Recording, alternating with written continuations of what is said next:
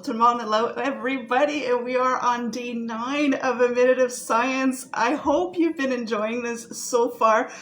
It's making me work a lot, but I am absolutely loving it. Now today's video is going to be longer than a minute because I have to do some explaining about the concept first. I will be talking about neutron stars today. Now of course that is not taught at a grade 1 to grade 8 level, it's university level teachings, but I wanted to take on that challenge. Bouquet de Sarman, which is one of the best artists in the world right now, has asked for me to explain it in one of the other videos, and I said yes, I'm doing this. Now Bouquet is a very dear person to me. I love him like he was my own brother, and we've been sharing our passion of space and the cosmos for decades, and we're the type of people that when we start talking about our philosophies and our theories, we could talk forever, and everybody else in the room are gonna go, oh, they're at it again. So that's the kind of relationship I have with Bouquet, and I just wanted to take the challenge. So I also wanted to explain that you don't have to limit education. We tend to do that, say, oh, they're too young to understand. No, children don't learn the same way we do. We need to simplify the words, the vocabulary, of course. I won't use the terms that I would use for postgraduate students. I will use the words of elementary level students, so we can simplify teachings just to give them that passion. This is why you can get a 3-year-old who will name you every dinosaur that exists in their full name and identify them with their pictures. This is why you can get a 5-year-old talk to you about every single Pokemon that exists with their powers and their evolutions. Children, once they love something, they will learn it and learn it and learn it. So why limit them if they are interested in space? Neutron stars are absolutely phenomenal. And so I want to show you how fun it can be to teach something that we're learning at the same time as they are. Now, neutron stars are complex.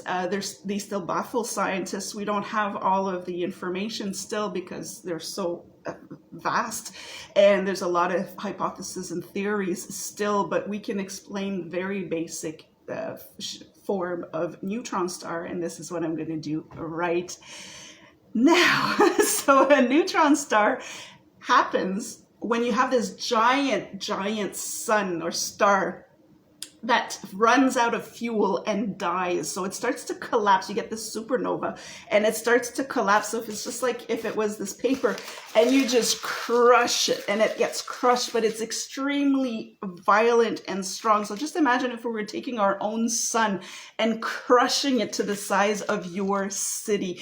It happens so quickly and there's so much pressure that all the electrons, protons, and neutrons that are inside that star gets crushed. The electrons and protons smash together and they end up being more neutrons, and that's where you get the name.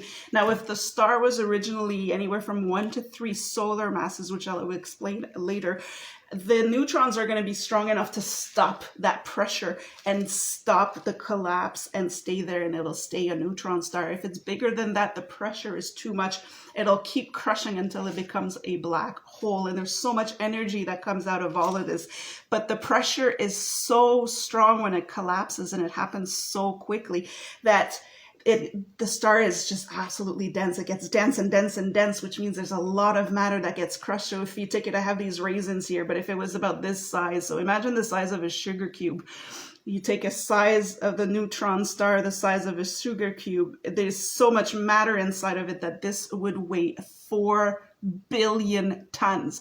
4 billion tons for this. Now neutron stars are enormous, so just imagine the massive weight of this thing, and it has all this radiation and electromagnetic fields, and scientists are just baffled and excited all at once. This is what's so wonderful about neutron stars. So I did take more than a minute, but that's how I would explain it to a child. It's absolutely amazing. You can add to it, do some more research on it. It's great. Bouquet, merci encore pour m'avoir demandé de l'expliquer.